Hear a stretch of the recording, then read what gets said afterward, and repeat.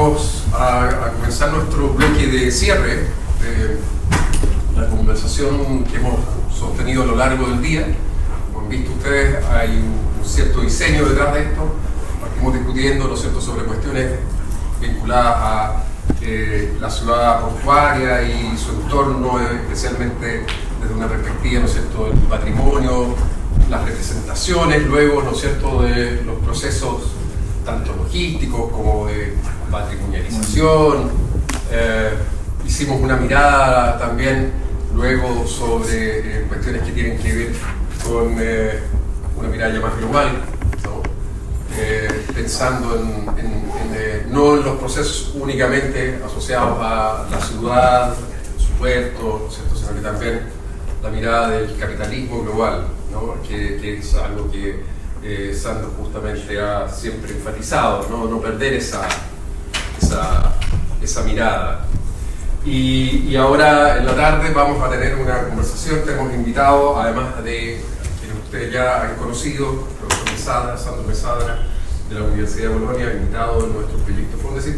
También tenemos como invitado a Andrés Borges, profesor del Instituto de Estudios Internacionales, experto también en temas de Asia y relaciones entre Chile y Asia. El profesor Borges, además, yo creo que es una de las pocas personas que se ha doctorado en Chile. Sí, al menos en el área de relaciones internacionales. Sí, sí. Con lo cual, digamos, todas aquellas preguntas acerca del cable chino se las preguntan a él. Así es que eso. Tenemos poco tiempo, lamentablemente.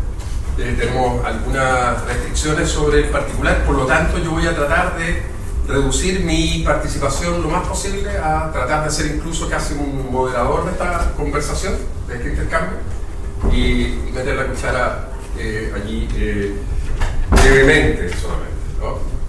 Entonces, una primera, querría yo partir, eso sí, haciendo como de incitador del diálogo, ¿ya? Entonces, la primera incitación, ¿no? Partamos con el profesor Borges, a ver qué le parece en primer lugar, digamos, esta apuesta, ¿no es cierto?, de volver al centro de análisis con el capitalismo global. ¿Qué opinión tienes también acerca de el rol de hegemón? ¿Qué es lo que está ocurriendo desde la perspectiva de la análisis, ¿no es cierto?, que realizan ustedes en el Instituto de Estudios Internacionales, y en particular usted, que es un experto también en Asia? Son pocos minutos, partamos con unos 5 minutos cada uno. Porque claro, eso podría dar para un curso, ¿no? No, 8 minutos y 2. Ya. Debe bastar. Bueno, ya está.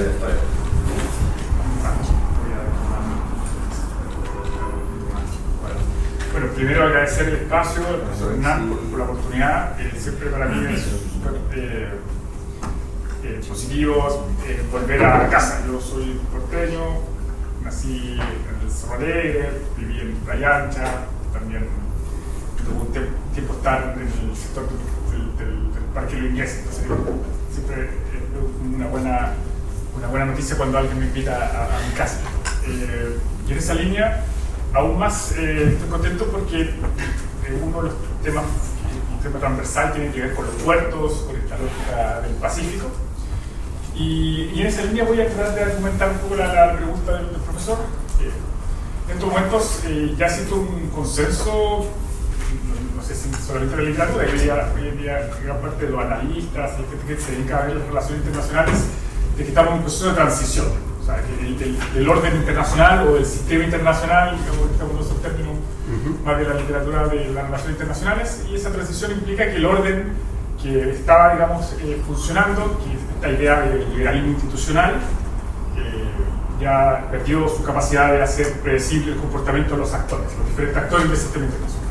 Entonces eso ya lo sabemos, eso ya hay cierto grado de certidumbre. Y hay evidencia, la crisis de la pandemia, el sistema multilateral, etc. Luego, en esta lógica de transición, lo que no sabemos es cuál va a ser el próximo orden. Puede ser un orden, en la literatura de relaciones internacionales al menos se plantean 3 a 4 tipos de orden. El orden unipolar, que es el que estábamos hasta hace poco con este sistema liberal institucional, pero luego eventualmente podría haber un orden bipolar, dos grandes actores con una lucha hegemónica, como la Guerra Fría, un orden multipolar, que también se habló en la presentación del profesor, y también, bueno, Achaira, por ejemplo, plantea esta idea del multiplex, esta idea del orden multiorden, porque depende de las variables, hay un tipo de orden que van coexistiendo, son varias, como diría mi colega Rodrigo, son varias películas que están circulando al mismo tiempo. Entonces existe un orden para el comercio internacional, donde China tiene una cierta grado de hegemonía, pero el orden de seguridad y defensa, Estados Unidos es el hegemón y de ahí tiene una posibilidad de determinar el escenario. Luego después en las variables de lo que sería tecnología y esa estructura de poder, hay una disputa bipolar, está Estados Unidos y China y de ahí ordenando el resto de los esquemas, al menos hay cierta información que pudiésemos apuntar para allá. Luego en el orden cultural, esta idea de diplomacia cultural, ese tipo de cuestiones, yo creo que también hay un desafío hegemónico ahí. Hasta hace poco Occidente era la hegemonía, pero yo creo que en este momento Asia y otras zonas están también. Entonces, al menos, digamos, no sabemos cuál va a ser el orden. Hay días que en la mañana que veo la noticia digo, bueno, hoy es un día bipolar, pero China y Estados Unidos, pero el otro día adelante leo la noticia de relaciones internacionales y veo que es un orden más multipolar, pero ahí India ahí haciendo, digamos, alguna actividad, o BRICS, o eventualmente a Europa también tomando posición, Rusia, hasta cierto punto, etc. Entonces no lo sabemos. Entonces, por último, digamos que estamos en esta transición, incertidumbres y al menos una lógica de multiorden o multiplex. Entonces eso ya al menos es un elemento importante en la argumentación. Luego, ¿qué está en disputa? A diferencia de otros procesos de transición, no hay necesariamente, coincido con un colega que mencionó de que lo que estamos observando no tiene que ver tanto con procesos de idealización o ideología. Digamos. Estamos viendo que no hay modelos en competencia, por lo menos por ahora. Entonces estamos en una transición que todo apunta que va a ser larga, que cuando hay una disputa de modelos mucho más evidente, digamos, hay más formas de tratar de sumar. En este caso no es tan evidente, entonces en esa lógica pudiésemos decir que esta transición refleja esta mirada de incertidumbre y lo que está en disputa hasta cierto punto hay una lógica de un clivaje que lo noto bien dominante en varios autores, no solo del norte, digamos, de los países occidentales, sino que también de otras zonas que tienen esta lógica de disputar el norte global y el sur global. Entonces podemos ver que ahí hay un clivaje que pone en tensión y eventualmente lo pudiese decir, en base a eso pudiésemos vislumbrar cuál va a ser el próximo orden. Y claro, bueno, se mencionó también en el debate que ese tipo de clivajes son también categorías que vienen desde Occidente, entonces cada vez hay un punto de aceptación al respecto. Y claro, hay una lógica de latitudes, digamos, o sea, de latitudes, es una forma de ordenar el mundo que lo estamos observando. Pero yo diría que, desde una perspectiva alternativa, yo diría que hay otros clivajes que hay que poner en consideración en esta lógica de transición y eventualmente en el próximo orden. Y yo diría que el mundo no solamente tenemos que verlo en esta configuración norte-sur, sino que también deberíamos verlo en una dimensión de latitudes, digamos. Yo diría que, o sea, de océanos. Yo diría que en estos momentos estamos observando que esta transición del orden internacional conlleva una transición, un desplazamiento del centro gravitacional de la economía, del comercio, de la innovación, tecnología y geopolítica. Y vemos cómo ese centro gravitacional se está trasladando de manera acelerada ahora, todo lo que estamos observando, desde el Atlántico, sobre todo el Atlántico Norte, si queremos jugar un poco con la idea del norte, hacia el Pacífico. Y podemos ver que prácticamente, salvo lo que está viendo en el Medio Oriente, pero bueno, salvo eso, digamos, el resto de la interacción, las disputas, las cuestiones que estamos pensando están posicionadas en Asia, o sea, en el Pacífico. Me refiero a que ahí se encuentran las fábricas del mundo, las principales innovaciones, el comercio, las inversiones son las zonas que más crecen, patentes tecnológicas, etc. Entonces empezamos también a pensar en esta lógica de transición hacia un futuro, a un nuevo orden que va a haber una tensión entre el Pacífico y el Atlántico, y no con las mismas consideraciones que tienen que ver con el norte y el sur global, porque estamos hablando de que en esta configuración más oceánica estamos incorporando en el análisis cadenas de producción, encadenamientos productivos, innovaciones en diferentes lineamientos, digamos, productos intermedios, productos finales. Estamos hablando de un mundo, el Pacífico conlleva una interdependencia mucho más compleja y que aleja, digamos, estas disputas entre el norte y el sur, porque, digamos, ya están integradas hasta cierto punto, o ya se observan en la práctica. Entonces, las innovaciones que se puedan generar con una planta medicinal en la zona de la Araucanía, después derivan en una medicina en la India y que de ahí se hacen los productos genéricos. También podemos pensar en los atrapanieblas del norte con una tecnología que después los asiáticos la pueden incorporar en producciones de parques, digamos, en función de la electromovilidad. Entonces, digamos que es mucho más dinámico y las direccionalidades son más dinámicas y se concentra principalmente esa interacción en el Pacífico. Y en esa lógica, yo diría que Asia tiene, la cuenca asiática del Pacífico tiene una ventaja. Ya lleva más de 50 años tomando una posición que no necesariamente se acerca a lo que es el consenso Washington, como hicimos nosotros hace 40 años, digamos, esas interacciones con esta política que nosotros absorbíamos desde el norte global o desde Estados Unidos o desde el occidente. Entonces los asiáticos incorporaron algunas cuestiones de occidente, pero a otras las mantuvieron y dejaron cierta autonomía. Por ejemplo, los bancos de desarrollo no abandonaron ese tipo de agendas y mantuvieron una financiación desde el Estado con actores significativos. Estoy tomando casi 8 minutos, así voy a acelerar un poco el proceso. Y en esa lógica Asia tiene una ventaja, pero para pensar el próximo orden desde el Pacífico, hay una pieza en el puzzle que falta, que es lo que nosotros consideramos con varios colegas esta mirada del latino-pacífico. O sea, ya sabemos cómo Asia tiene una estructura, sabemos cuál es la agencia que tiene el norte, al norte de Norteamérica, que es la cuenca, también parte de la cuenca americana del Pacífico, ya tiene una estructura, está el Indo-Pacífico, está el Asia-Pacífico como disputas también en términos geopolíticos como categoría, y la pieza que nos está faltando es el latino-pacífico, la estrategia, el esquema, la narrativa que emerja de los países de la cuenca latinoamericana del Pacífico. Y eso es un poco lo que estamos trabajando en estos momentos como una aproximación teórica, pero también desde una perspectiva operacional, de ir viendo que en esta transición al puerto del Paraíso y, digamos, la cuenca latinoamericana del Pacífico tiene una oportunidad de plantear aspectos importantes para el próximo orden. Este puerto que se entró, digamos, en un proceso de tragedia cuando se creó el canal de Panamá y empezaron a conectar, porque nuestro eje en ese momento estaba conectado con el Atlántico. Ahora desde las cenizas tenemos la oportunidad de ser un actor relevante en el Pacífico, considerando que sin el Pacífico, o sea, sin la cuenca latinoamericana del Pacífico, sin el Latino-Pacífico, este próximo orden no va a resultar. Voy con esto a terminar la idea. En nuestra región tenemos factores de dotación, recursos estratégicos y también conocimiento fundamental y lógicas de conectividad de puertos que son claves para esta aproximación del orden Pacífico. Tenemos los recursos naturales para hacer la electromovilidad, para afrontar estas transiciones que mencionábamos al comienzo. Digamos, los minerales críticos, sin minerales críticos no hay electromovilidad, así de simple. Pero al mismo tiempo tenemos excedentes, prácticamente, bueno, puedo ir con la data, digamos, tenemos más del 50% del cobre del mundo, tenemos más del casi el 40% de la producción del litio del mundo, pero luego pues, también tenemos excedentes de alimentos frescos, agroindustria, que van a permitir garantizar la seguridad alimentaria de la otra parte de la cuenca del Pacífico, la cuenca asiática. Y ahí también hay un factor de dotación. Luego pues también tenemos el tema de conectividad. Nosotros podemos conectar la parte latinoamericana del Atlántico hacia el Pacífico, los corredores, y desde ahí podemos interactuar y conectarnos de diferentes formas, incluyendo los cables. Luego tenemos el paso directo hacia la Antártica, etc. Luego en la misma lógica tenemos los puertos, y los puertos son plataformas fundamentales para pensar este nuevo orden del Pacífico y desde ahí hacer encadenamientos, y obviamente el conocimiento que mencioné anteriormente, que es un conocimiento nativo, innovaciones nativas que se pueden escalar y también participar en una próxima aproximación más global. Entonces, para ir cerrando, lo que quería compartir el día de hoy va en esa línea, digamos.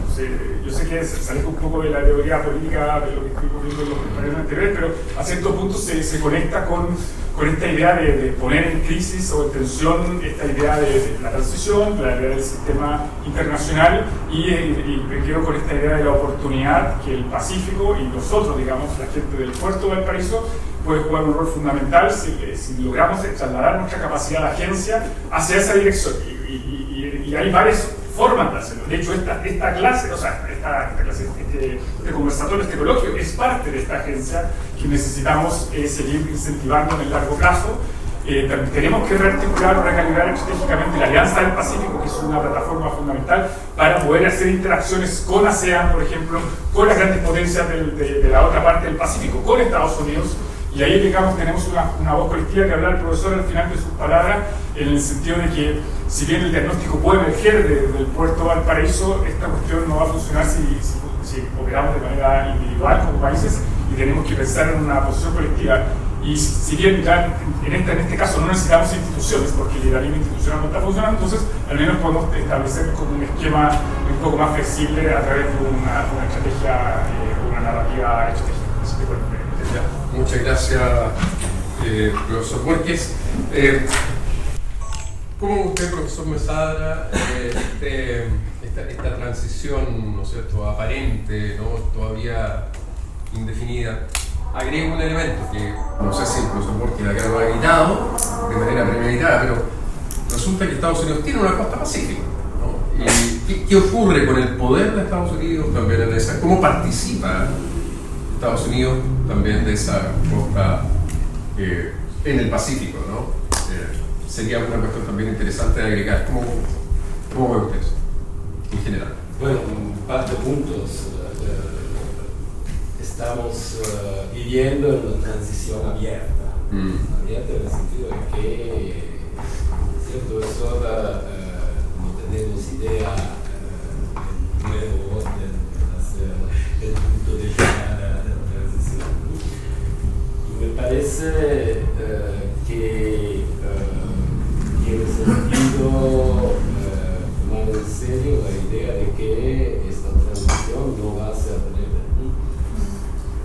Quedamos a vivir en transición durante una época.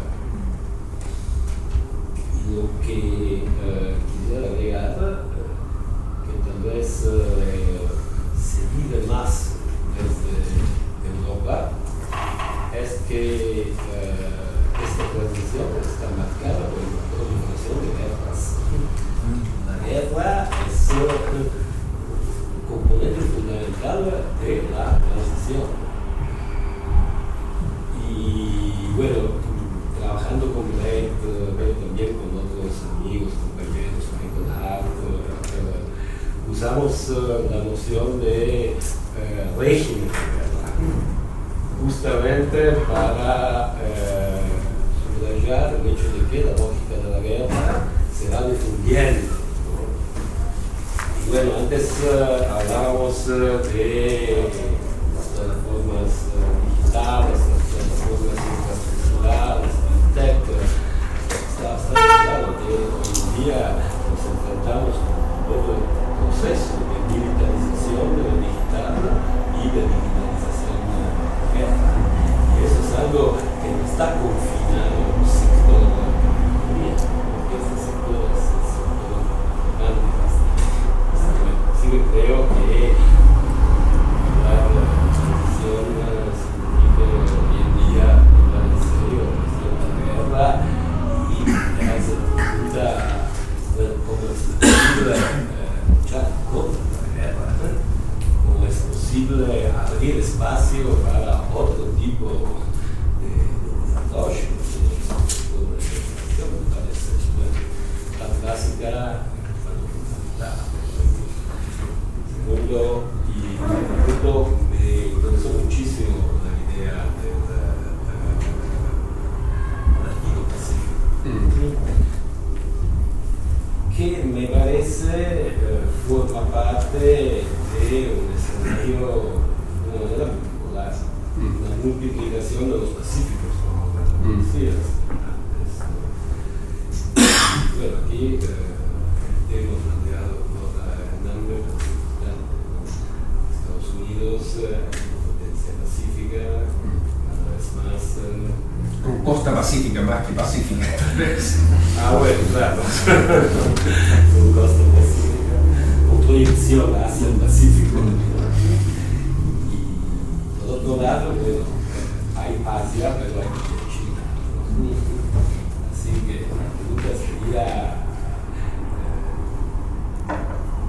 no hay la posibilidad que el desarrollo que estamos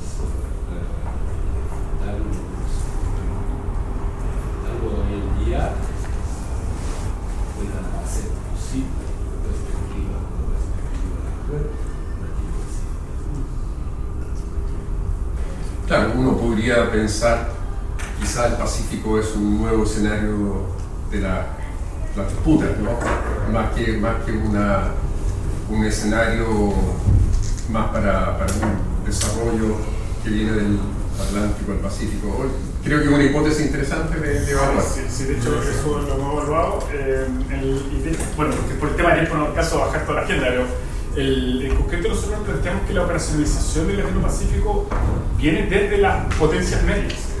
La estrategia no funciona en esquemas de grandes potencias. Esto no es una agenda ni una capacidad de agencia pensando en eso por la realidad del Latino-Pacífico, pero también por una mirada estratégica hacia con quienes podemos conectar y convocar para poder navegar esta transición y estas disputas hegemónicas. Entonces, en el mejor de los casos, yo digo el mejor de los casos, digamos, porque con el cable yo creo que es más cuestionable esta posición que voy a decir, pero al menos veámoslo desde la perspectiva prospectiva, Chile, teniendo la capacidad de, digamos, dos factores de dotaciones claves que mencioné anteriormente, como minerales críticos, Perú, la misma lógica, México, bueno, obviamente es una potencia regional, Colombia con otros factores, pero también tiene una capacidad de articulación. Podemos pensarnos como potencias medias que podemos dialogar, por ejemplo, dentro del marco de la Alianza del Pacífico. Ojalá que la Alianza del Pacífico la podamos, digamos, crecer, digamos, desde en el sentido de incorporar a Ecuador, a Costa Rica, a Panamá.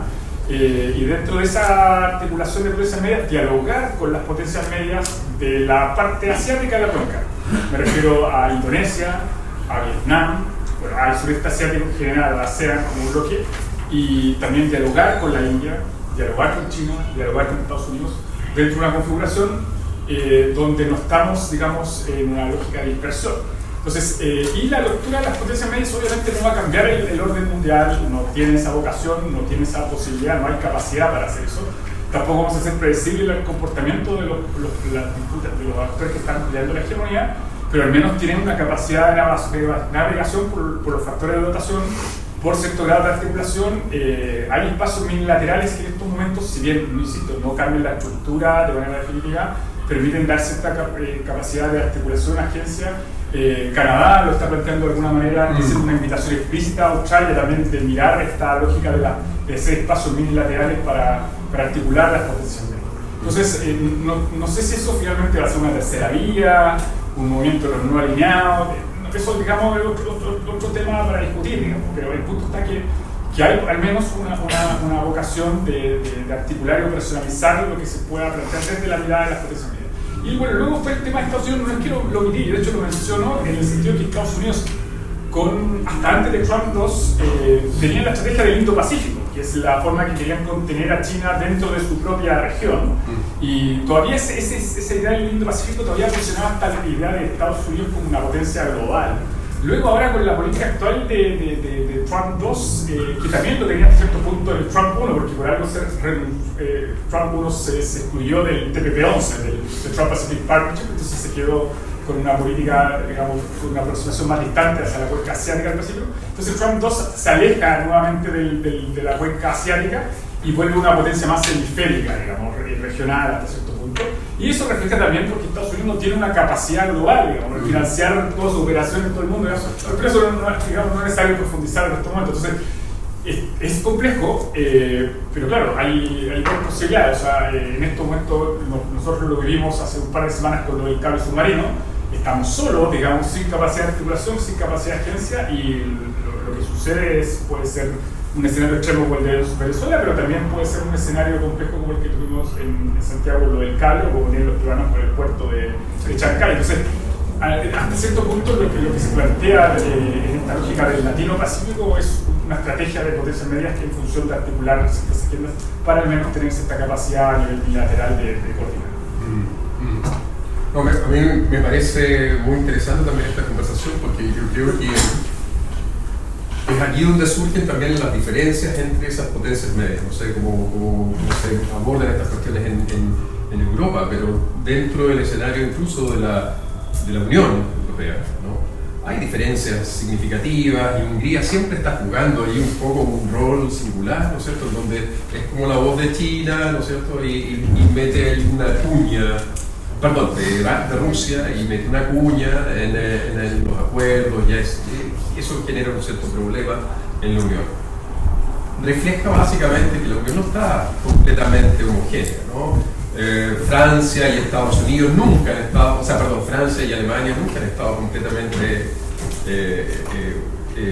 de acuerdo en muchas cuestiones, ¿no? Y eso ha generado ciertas dificultades. Yo me pregunto si un escenario similar no nos ocurriría, porque tú entiendo cuál es el punto de buscar asociacionismo, ¿no? Regional, pero justamente hasta en términos de la construcción del puerto de Chancay, nosotros veíamos como competencia muy fundamental, ¿no es cierto? Y con dos economías además que se parecen mucho y que son muy competitivas, la de Perú y Chile. Entonces, ¿cómo ves tú las posibilidades de generar también justamente esas alianzas entre países o potencias medias que a veces pueden colaborar, pero también están atrapadas en lógicas de competencia? Lo mismo, supongo, en Europa, ¿no?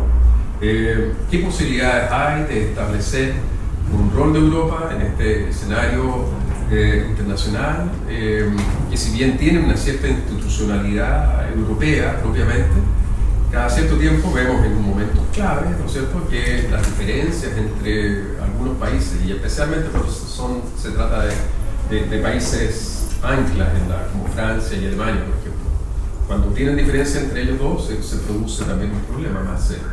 Entonces, ¿qué rol cabe a estas posibilidades de generar asociacionismo entre potencias medias en este escenario internacional? Un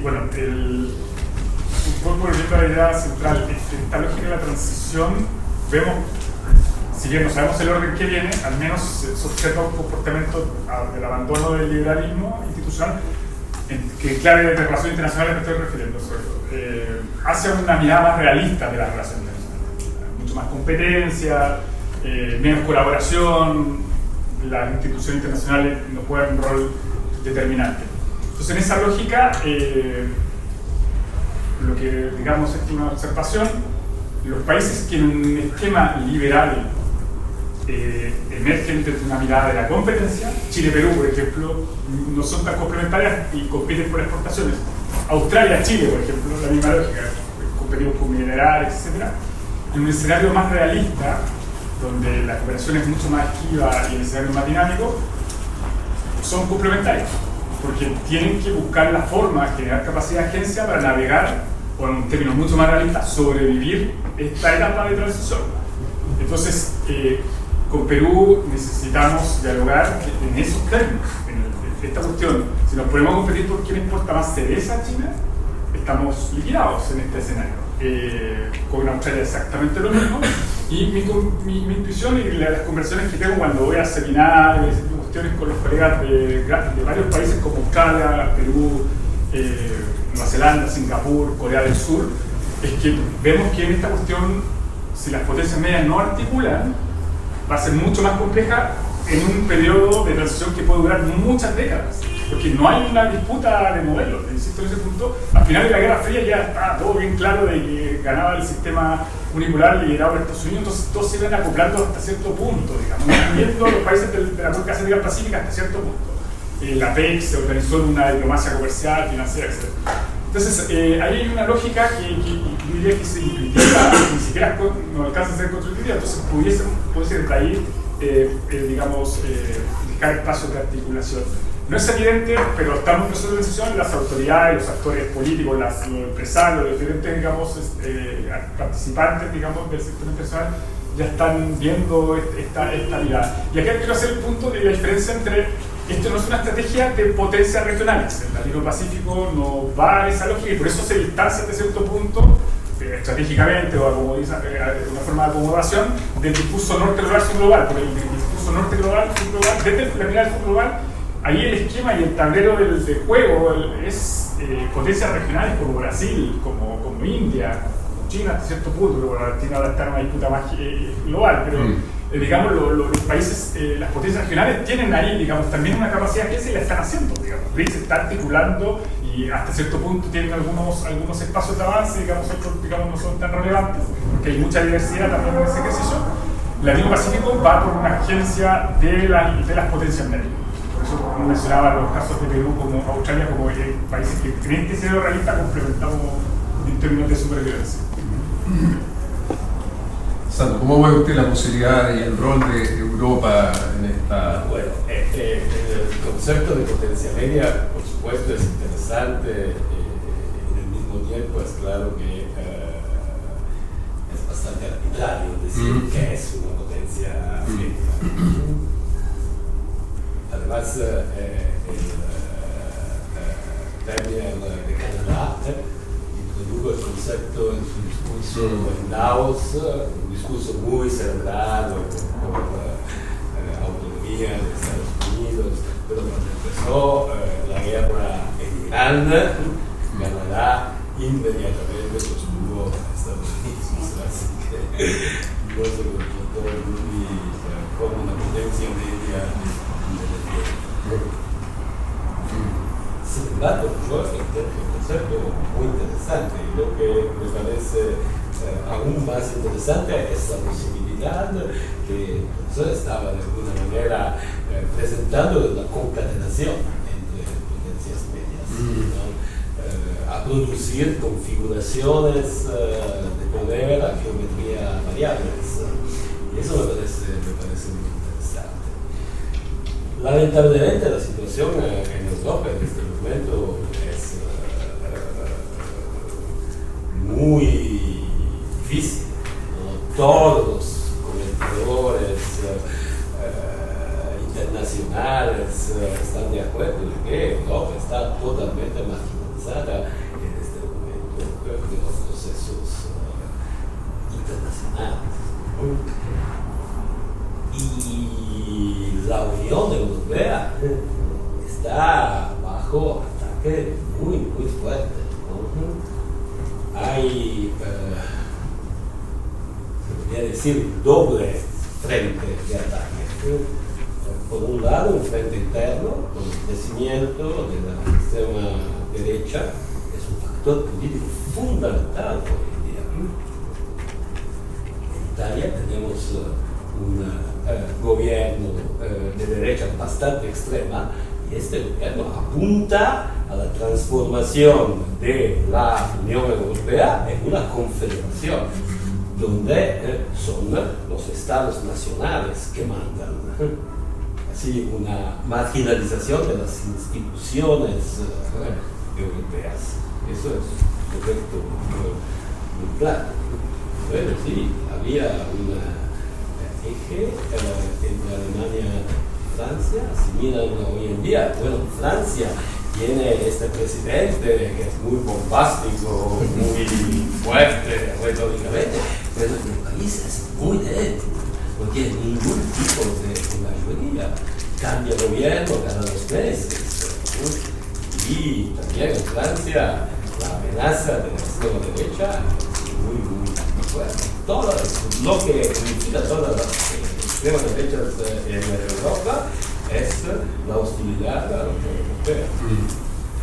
Hay un segundo frente, que es, bueno, hoy en día Trump 2, pero empezó con Biden para no ir al origen de la Unión Europea, cuando ya Estados Unidos no estaban de acuerdo con un proceso político de integración.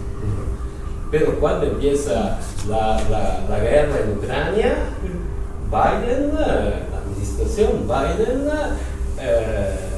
bueno, toma la ocasión para forzar la ruptura de las relaciones comerciales alrededor de las energías, del gas, con Rusia, y en el mismo tiempo toma como interlocutor referencial los países como Polonia, como los bálticos, que siempre han sido bastante marginales en la dinámica política de la Unión Europea. Y eso también juega un papel importante en promover la disgregación de la Unión Europea como sujeto capaz de acción militar. Cuando llega Trump, bueno, el proyecto de Trump con respecto a Europa es muy claro, ¿no? Él no reconoce la Unión Europea como sujeto y apunta a establecer relaciones con países como Alemania, como Italia, como Hungría, etcétera, etcétera, etcétera. Bueno, en esta situación se empieza hace 2 o 3 años atrás, después de la invasión rusa de Ucrania, a hablar de aliados. Rearmarse. Esta es la consigna de Europa en este momento, política y económica en el mismo tiempo. El punto es que este proceso de rearmarse no es un proceso europeo, es un proceso nacional, donde Alemania, en su pasado, apunta a ser la mayor potencia militar europea en 2030. Bueno, eso también tiene que ver con lo que decía antes sobre guerra y de guerra. La situación política y económica de Europa es muy militarizada, ¿no? Y en el mismo tiempo muy fragmentada. Así que, bueno, en este momento es bastante difícil imaginar un papel positivo o creativo de Europa dentro de la institución que estamos viviendo. En este momento, puede cambiar, por supuesto. Espero que cambie. Bueno, estamos acercándonos ya al término de nuestro seminario. Nos gustaría abrir el espacio para que los asistentes también tengan una oportunidad de conversar, de discutir. Solamente, considerando que tenemos 10 minutos. ¿Son 10 minutos? Ya, eso es relevante. Solamente decir que para nosotros es importante también pensar el rol de los puertos en estas tensiones internacionales, ¿no? Dado que son hubs de comercio internacional relevantes, ¿no? Y sin más lejos, lo dejo solamente allí como una ilustración sugerente para que cada quien vaya pensándolo, ¿no? Las infraestructuras portuarias, pienso en el caso de Chancay, ¿no es cierto? Y la competencia que significaba con los puertos chilenos, ¿no es cierto? Y de otro lado, lo que ha ocurrido ahora en este tema, ¿no es cierto?, del cable, que es una infraestructura, una forma de infraestructura también, ¿no? O sea, que aparece un día en el mar y rara vez no lo ve, ¿no? Pero es una forma también de infraestructura muy importante que juega un rol fundamental también en estas disputas que son a la vez comerciales, de seguridad, militares.